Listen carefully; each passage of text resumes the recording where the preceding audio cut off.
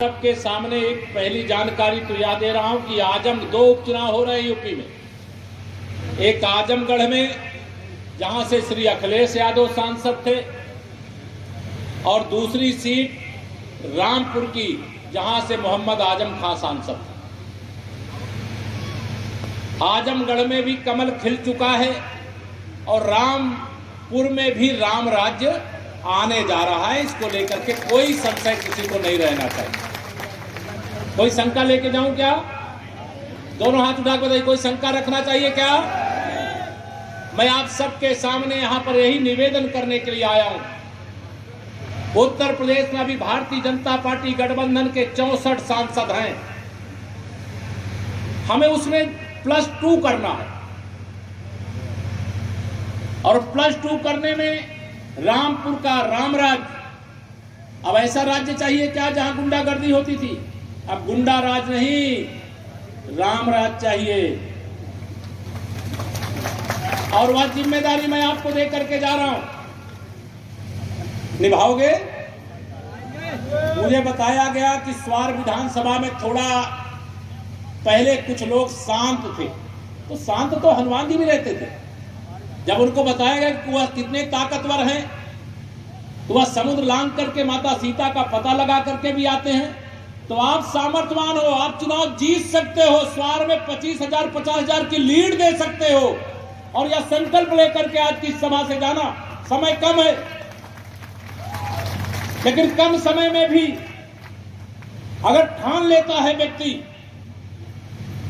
कि नहीं हमें चुनाव जीतना है, बहुत सारी बातें हमारे पूर्व वक्ताओं ने कही है कि हमें सुबह सुबह वोट डालना है, अपना एक एक वोट डालने के बाद बाकी वोटों को भी डलवाने के लिए उनके बीच में जाना। माननीय नरेंद्र मोदी जी की सेना में उत्तर प्रदेश के 64 सांसद हैं।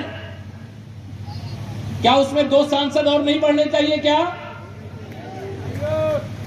रामपुर, देखिए मैं समाजवादी पार्टी के बारे में बता दे रहा हूं। समाजवादी पार्टी जो अपना चरम सीमा थी, अभी 2022 के विधानसभा चुनाव में वो चरम सीमा तक पहुंच चुकी है। लेकिन अब समाजवादी पार्टी समाप्तवादी पार्टी बनने वाली है। हमारी सरकार केंद्र में है, प्रदेश में है। दोनों सरकारों ने मिलकर के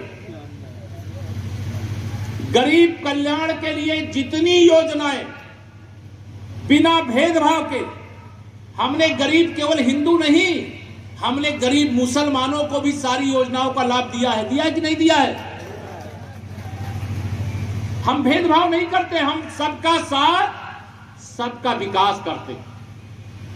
और मुझे पूरा विश्वास है समाजवादी पार्टी की तमाम साजिश के बाद भी बहुत सारे मुस्लिम मतदाता भी ऐसे हैं जो अंदर से सोचते हैं कि भाजपा ही अच्छी है। सोचते हैं कि नहीं सोचते? बताइए मुझे। उनको बरगलाने का काम केवल किया जाता था। जो अच्छे लोग हैं वो भाजपा में हैं और जो अच्छे लोग गलती से वहां हैं वो भाजपा में आए, उनका सबका स्वागत है। मैं आप सब लोगों से निवेदन करके जा रहा हूं, 2022 का या लोकसभा का उपचुनाव 2024 के लोकसभा चुनाव से पहले है। आप बताइए, समाजवादी पार्टी कहीं 2024 में आपको दिखाई देती है क्या? उत्तर प्रदेश में ये कहते थे कि हम 400 सीटें जीत रहे हैं। कहते थे कि नहीं कहते थे? याद है कि भूल गए आप लोग?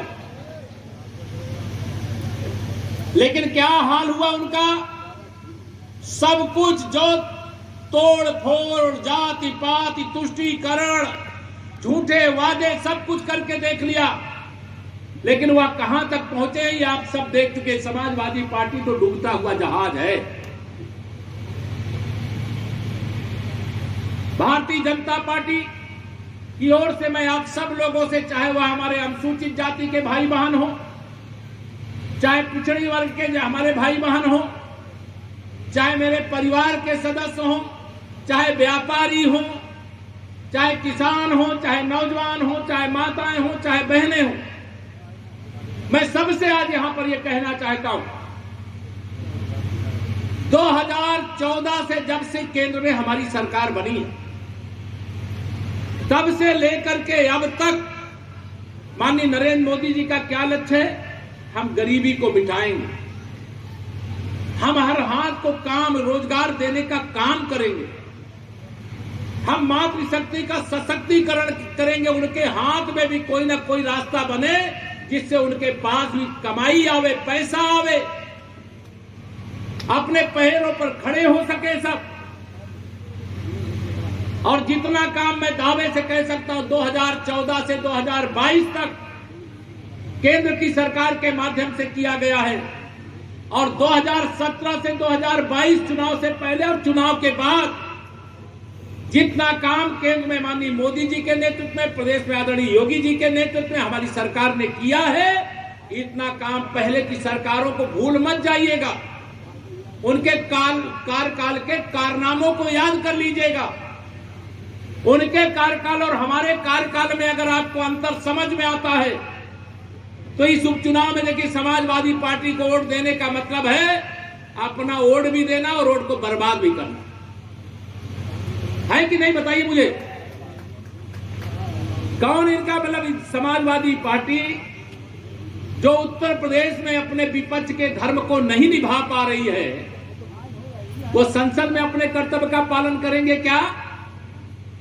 यहां जो भी प्रत्याशी, मैं विपक्षी प्रत्याशी का नाम नहीं लेना चाहता, लेकिन जो भी विपक्षी प्रत्याशी है, साइकिल का युग खत्म हो गया मेरे मित्रों, अब कमल का युग आ गया। मेरे अनुसूचित जाति के भाई बहनों के बारे में भी मैं कहना चाहता हूं, जितनी सेवा माननीय मोदी जी और योगी जी के नेतृत्व में बिना भेदभाव के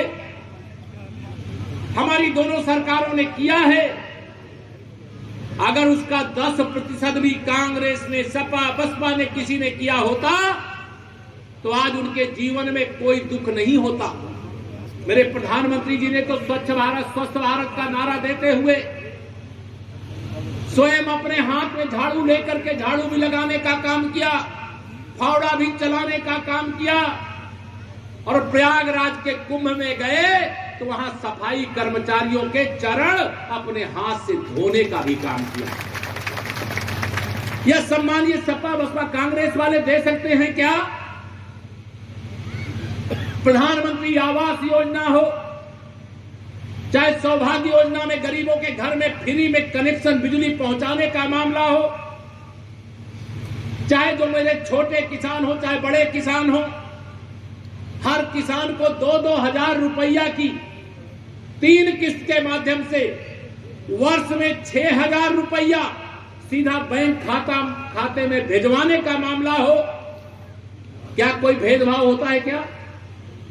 जिनके नाम खेती है, उनका खाता है, उनके खाते में 2-2 हजार की 3 किस्त में पैसा आता है कि नहीं आता है? पहले क्या होता था? पहले की सरकारें कहते दिल्ली से हम 100 रुपया भेजते हैं तो केवल 15 रुपया पहुंचता है। और हम रामपुर की धरती से आप सबके बीच में पूरी रामपुर की जनता को संबोधित करते हुए कहना चाहता हूं कि हमारे प्रधानमंत्री जी दिल्ली से अगर 2000 भेजते हैं तो पूरा 2000 मेरे किसान के खाते में पहुंचता है। ये सपा, ये कांग्रेस की सरकारें आपने देखी। जब इनकी सरकार थी तो 1 रुपया में से 15 रुपया, और माननीय मोदी जी ने जानते हो किसान सम्मान निधि अब तक कितना भेजा है पूरे देश के अंदर किसानों को? 2 लाख करोड़ से अधिक भेज चुके हैं। 11 किस्त आ चुकी है। आई है कि नहीं 11 किस्त अब तक? बताइए जिनकी आई है। 11 किस्त भेज चुके हैं, 2 लाख करोड़ से अधिक। अगर इन लोगों की बेईमानों की सरकार होती तो वह 30,000 करोड़ आपको मिलता और 1,70,000 करोड़ रुपया इन बेईमानों के खाते में चला जाता। अब ये भाजपा से नाराज है क्योंकि इनको हमने 1,70,000 की लूट नहीं करने दिया, भ्रष्टाचार नहीं करने दिया। अभी हमारा बजट आया उत्तर प्रदेश सरकार, हमने चुनाव में वादा किया था कि यूपी में हमारी दूसरी बार सरकार बनेगी तो हम जिन गरीबों को फ्री में मेरे प्रधानमंत्री जी ने उज्ज्वला योजना का गैस का कनेक्शन दिया है, उनको 1 वर्ष में 2 सिलेंडर भरवा करके उत्तर प्रदेश की सरकार देने का काम करेगी। 1,67,00,000 लोगों को हमने यूपी में गैस के कनेक्शन दिए हैं। अब ऐसे 1,67,00,000 गरीब परिवारों को वर्ष में 2 बार भर करके गैस सिलेंडर देने का काम यूपी के बजट में व्यवस्था, मेरी माताएं बहनें बैठी, मैं बताना चाहता हूं, बजट में व्यवस्था कर दी गई है। हमारी सरकार गरीब की बात ही नहीं करती, गरीब के लिए काम भी करती है। कोरोना की इतनी बड़ी महामारी आई, बहुत सारे लोग ऐसे थे जो रोज कमाते थे, रोज खाते थे। अब उनका दर्द क्या ये सपा वाले, ये कांग्रेस वाले समझ सकते थे क्या? अगर मोदी जी जिन्होंने गरीबी में जीवन जिया है, अगर उन्होंने नहीं सोचा होता तो 2 साल से अधिक समय से फ्री में राशन मिल रहा है कि नहीं मिल रहा है? 14-15 करोड़ लोगों को बताइए, मिल रहा है कि नहीं मिल रहा है? फ्री में राशन देने का काम देश के प्रधानमंत्री, गरीबों के मसीहा माननीय नरेंद्र मोदी जी कर रहे हैं। तो माननीय नरेंद्र मोदी जी की ताकत बढ़ाने के लिए रामपुर का सांसद भी जिता के भेजना चाहिए कि नहीं भेजना चाहिए? जिस प्रकार से कोरोना की वैक्सीन, अगर फ्री में वैक्सीन प्रधानमंत्री जी ने व्यवस्था नहीं की होती तो अमीरों को तो वैक्सीन लग गई होती, लेकिन गरीबों को भी लगती क्या? अमीर बच जाते, गरीब कोरोना से मर जाता। लेकिन मोदी जी ने सबका साथ, सबका विकास, सबका को सम्मान, सबको स्थान देने का जो वादा किया उसे पूरा करने का काम किया। मैं आप सब लोगों के बीच में यहां बहुत सारी बातें नहीं कहना चाहता, लेकिन मैं क्योंकि राष्ट्रीय स्वयंसेवक संघ का स्वयंसेवक रहा हूं, भारतीय जनता पार्टी का कार्यकर्ता हूं और उत्तर प्रदेश की दोबारा बनी हुई सरकार में फिर मेरे ऊपर जिम्मेदारी दी गई है। मैं अपने एक एक कार्यकर्ता को सार्वजनिक मंच से कहना चाहता हूं, जो केशव प्रसाद है वो मेरा एक एक कार्यकर्ता भी है, ये अपने ध्यान में रखें। और आप इस चुनाव को यह मत समझना कि यहां घनश्याम लोधी जी लड़ रहे हैं। इस चुनाव को यह समझना यहां या जो केशव प्रसाद सहित जो मंच पर बैठे हुए लोग लड़ रहे हैं और आप सब लोग लड़ रहे हैं। अगर मैं कहता हूं मैं डिप्टी सीएम हूं तो आप भी डिप्टी सीएम हो, तो अगर मैं प्रत्याशी हूं तो आप भी प्रत्याशी हो। इस भाव से हमको दिन रात परिश्रम करना है। आज तारीख कौन सी हो गई? 19। कितने दिन बचा चुनाव में? 2 दिन और प्रचार होगा। हम लोगों में से कोई बाहर से जो आएगा 2 दिन और सभा में संबोधित करके जाएगा। बाकी काम तो सब आपके जिम्मे है।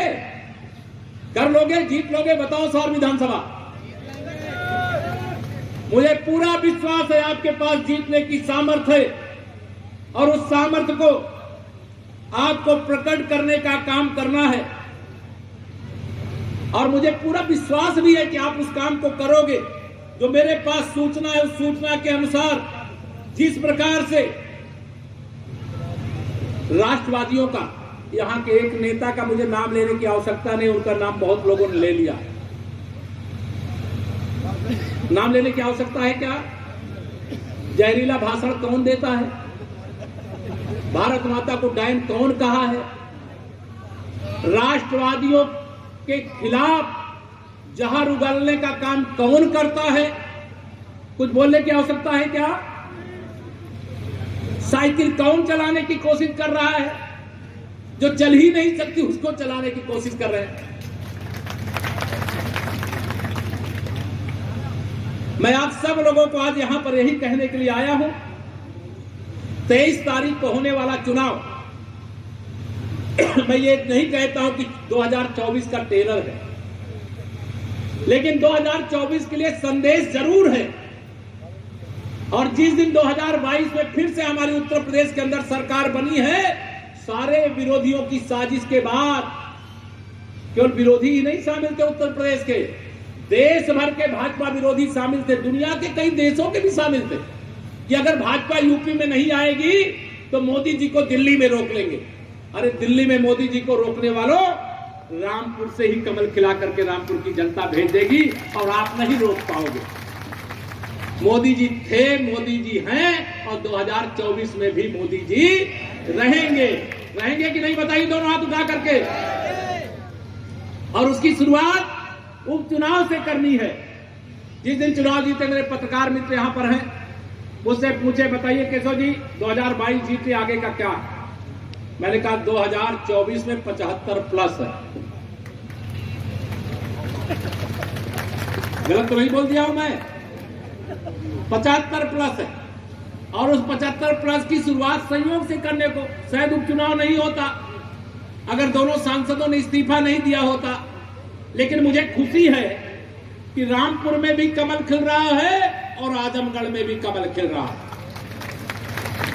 कल मेरी आजमगढ़ में सभा लगी हुई, मैं वहां भी जाऊंगा, तो यहां की बात बता दूं ना कि रामपुर में रामराज जा रहा है। दोनों हाथ उठा के बताइए, आ रहा है? मैं यह बता दूंगा वहां, तो वहां के जब आपको एक लक्ष्य तय करना है। कई बार भ्रमित हो जाते हैं हम लोग। आपकी ताकत ऐसी है कि आप यहां से 2014 का चुनाव डॉक्टर नेपाल सिंह जी को जिता करके भेज चुके हो। आप तो ताकतवर हो, आप तो जिता सकते हो। आज वो हमारे बीच में नहीं, मैं उनको स्मरण करके उनको अपनी श्रद्धांजलि अर्पित करता हूं। लेकिन 2014 में आप जीत चुके थे। 2019 में सपा बसपा दोनों मिल गए थे। उसके बाद किस मुश्किल से वो 1 लाख के आसपास वोट से जीत पाए हैं, ये आप जानते हो।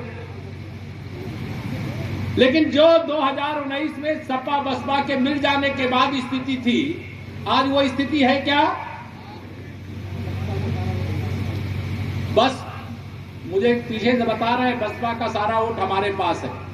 हमारे पास सपा बसपा कांग्रेस, जो भी गरीब है उसका वोट है, किसान है उसका वोट है, जरूरतमंद है उसका वोट है। क्योंकि उसे मालूम है कि अगर लखनऊ के खजाने से रामपुर के लिए जो चाहिए वो आ रहा है, तो दिल्ली के खजाने से भी तो रामपुर का अधिकार लाने के लिए कोई को भेजना चाहिए कि नहीं भेजना चाहिए?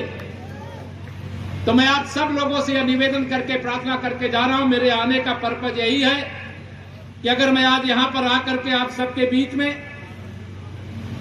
इतना निवेदन किया हूं, तो आप स्वार विधानसभा में भारी अंतर से भारतीय जनता पार्टी को जिताने का काम करोगे। करोगे? भाषण में बहुत दे सकता हूं, लेकिन बहुत भाषण देना इसलिए नहीं चाहता क्योंकि अभी हमें क्षेत्रीय अध्यक्ष जी बताए एक सभा में और जाना। कुल लब्बो लबाब यही है कि अंत में